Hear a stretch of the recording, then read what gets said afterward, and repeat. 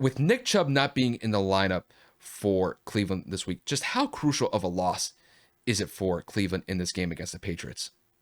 I think it's absolutely pivotal for their success. I mean, they win when Nick Chubb has good games. And I mean, the formula is proven. Look at last week, 41 points. Baker didn't really have to do too much. Now all the pressure's on Baker. Not that Dearness Johnson can't go out there and that he can't play effective, efficient football, but I genuinely don't think he's going to demand the effect that Nick Chubb does in terms of a defensive scheme. So I think that Belichick is going to dial up some good blitz packages, if not some good zone blitz coverages, to really put the pressure on Baker. Let's be honest. Baker's got a messed up shoulder. You knock him down a couple of times, you rush him, you hit him a couple of times. It might make his life a living hell in that backfield.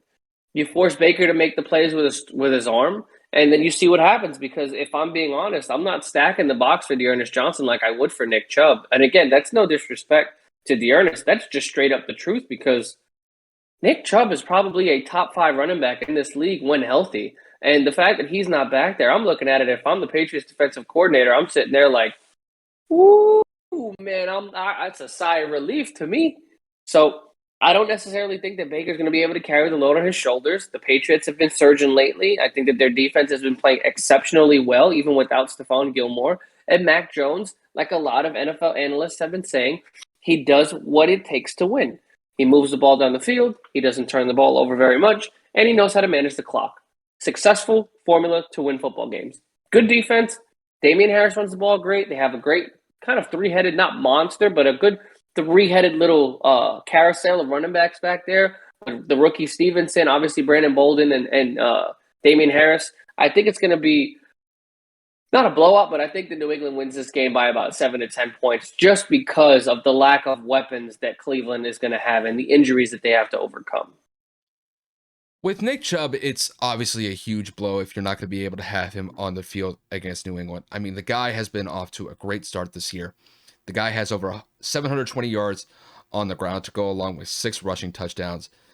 And it's only coming on 120 attempts. So when you kind of average that out, he's getting upwards of 5 yards per carry, which is absolutely phenomenal. But even with that said, if Nick Chubb does not play in this game, I still think that Cleveland is going to try to make an effort with running the ball with Dearness Johnson.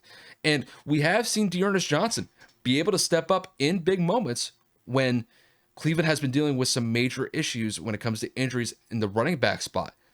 We saw against the Broncos on a Thursday night game where he single-handedly took over that fourth quarter and he could not be stopped. Granted, you have to give a lot of credit for the offensive line for giving him space to run in, but still, for Dearness Johnson to be able to make the plays that he made against the Broncos, the Patriots definitely have to account for that. So that they will definitely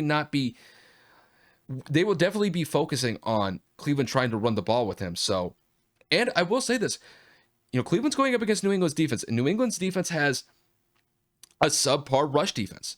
So I think Cleveland's point of emphasis for this game is just try to create a balanced attack with Baker potentially throwing the ball, 25, maybe 30 times at the most.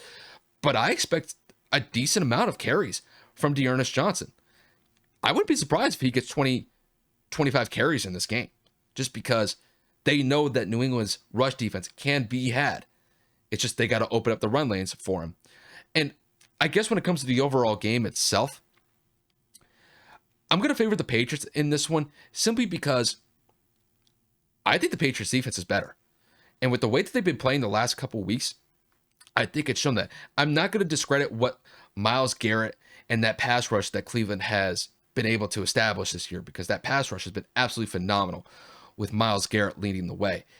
But there have been times where this Cleveland defense has been exposed. And New England has gone up against some pretty decent teams of late. And they beat the Chargers just a couple weeks ago. They got a good win against Carolina last week. And then they've played some really competitive teams like the Buccaneers and the Cowboys, where they only lost those games by 1 possession. And I just think with New England, the main thing with me is, can they run the football? They are dealing with some issues with injuries to the running back core. Damian Harris is dealing with a concussion. I also believe Ramondre Stevenson is dealing with a concussion as well. So Their injury status is kind of up in the air for this game, but if they're able to play and they're able to get some good run lanes, I think to go along with a decent game from Mac Jones, I think it'll be enough to propel New England over Cleveland in this game. I think it's going to be a close game because both teams are kind of on the edge as far as trying to vie for a playoff spot. We're still only halfway through the season. There's still a lot of games left to be played. But this is a pivotal game for both teams here. But I think the Patriots get this one. I think they win this one by about 7 points. If I had to throw a score out, I'm going to say like 27-20 for this one. I think this is a game where neither team cracks 30 points, but I think it's going to be a phenomenal game moving forward. So I'm definitely looking forward to this game in week 10.